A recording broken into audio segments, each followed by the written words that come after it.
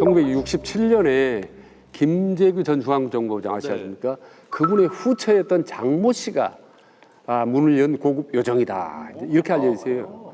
그런 인연 때문이 몰라도 박정희 대통령이 자주 그 연회를 가졌고 또 외국 원수들이 올 때마다 이제 만찬 장소로 많이 가졌다는 거 아니겠습니까?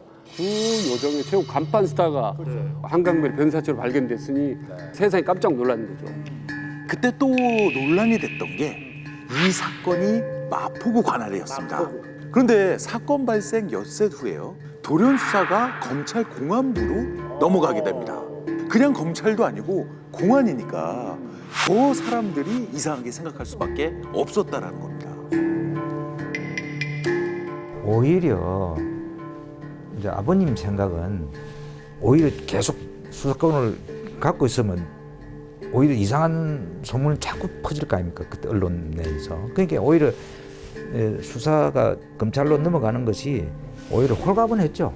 큰 사건이었기 때문에 검찰로 가져가는 게 당연하다고 생각했겠죠.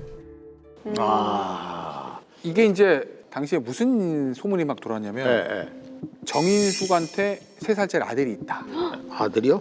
아들이 있어요? 26인데? 성일이라는 이름을 가진 아이인데 공식적으로 아버지가 없어요. 그래서 과연 이제 얘 아버지가 누구냐? 이게 이제 당시 호사가들 입에 오르내린 거예요. 근데 왜냐면 정인숙이 제일 잘 나가는 요정의 넘버원이에요. 그렇죠. 핸드백에서는 대통령, 국무총리, 뭐 정보부장의 명함이 발견됐다고 막 알려줬어요. 그리고 평소에 내 말 한마디면 안 되는 일이 없다. 그러고 다녔다는 거예요, 주변에. 그러니까 사람들이 쟤 뒤에 누구 어마어마한 스폰서가 있구나. 그런데 죽었어. 그러니까 온갖 루머가 정말 꼬리에 꼬리를 물고 이어진 거죠. 그런데 그 루머의 중심에 누가 있냐? 바로 이 사람이 있습니다. 나훈아 선배님이시잖아요. 수첩속에 나훈아 씨가 있었던 건가요? 그건 아니죠. 나훈아 씨 저 때 뜨기도 전인데. 노래 때문에? 노래 한번 들어보실까요? 사랑이 뭐냐고 물으신다면 눈물의 씨앗이라고 말하겠어요. 이게 그 나훈아 선배님의 노래를 이제 개사한 것 중에 아빠가 누구냐고 물으신다면 청와대 미스터 정이라고 말하겠어요. 여기 미스터 정은 누굽니까? 그러니까 이게 누구냐? 청와대 누구예요? 미스터 정이라고 말하겠다. 누구야? 근데 청와대는 박이잖아요. 그렇죠. 예. 당시 이제 박정희 대통령이 넘버원, 그다음에 넘버2가 정일권 국무총리. 당시 이제 호사가들 사이에 얘 아버지가 박정희 대통령이냐 아니면 정일권 국무총리냐 뭐 이런 얘기들이 많았거든요. 그런데 이제 양측 모두 긍정도 부정도 하지 않았어요. NCND라는 근데 왜 두 사람이 이 성일이의 아버지 후보로 거론이 된 거죠? 이게 뭐 무슨 근거가 있어요? 네, 일단은 정인숙 씨의 여권이 발견됐습니다. 네네. 여권이 발견됐는데 1970년대 하면 해외여행 함부로 나갈 수 있었던 시기가 아니거든요. 그런데 그때 당시에 단수 여권이 아니라 복수 여권을 가지고 있었던 거예요. 이 복수 여권은 국회의원이나 뭐 장관, 고위급 공무원한테만 발행되는 그런 여권이었거든요. 그런데 요정에서 일하는 사람이 이걸 갖고 있어? 근데 당시에 여권 발급 책임자가 누구였냐? 정일권 총리의 비서였다는 게 밝혀졌습니다. 근데 박정희 전 대통령은 또 왜 후보가 된 겁니까? 아이의 쪽박귀. 귀가 쪽박귀인데 박정희 대통령이 쪽박귀거든요.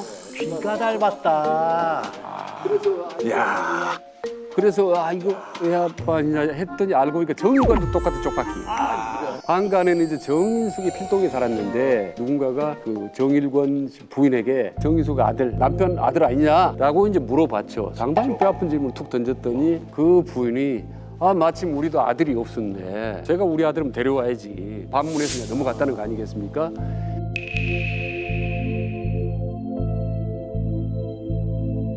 제일 중요한 거는 자기가 누구를 닮았다는 거예요.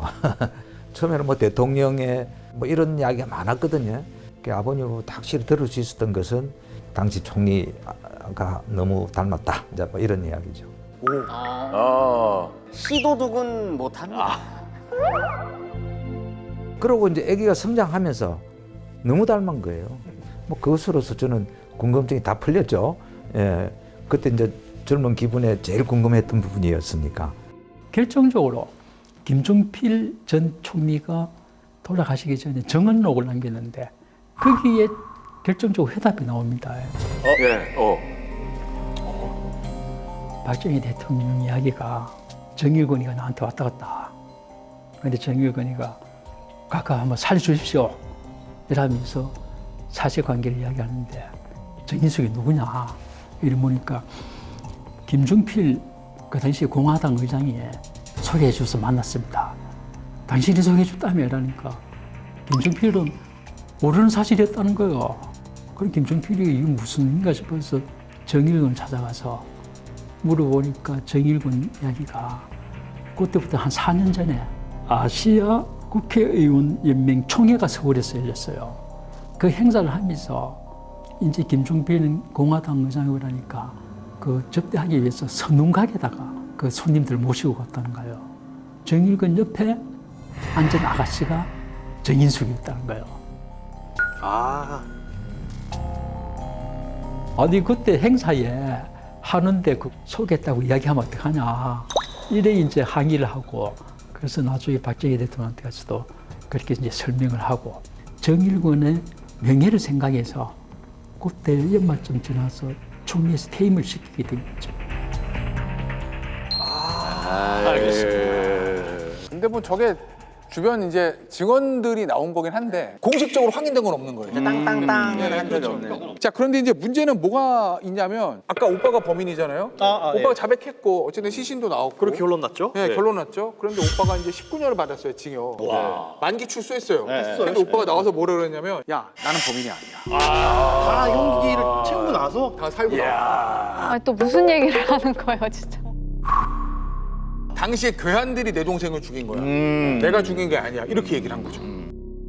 거짓 자백을 하고 19년이나 옥살이를 했다는 얘기예요, 그럼? 거대한 세력에 의해서 자백을 당했다는 입장이죠. 자백을 당했다. 만약 그게 사실이라면 정인숙은 아들의 친부가 자신의 존재를 영원히 은폐하려고 살해했을 가능성도 배제할 수가 없다는 얘기입니다.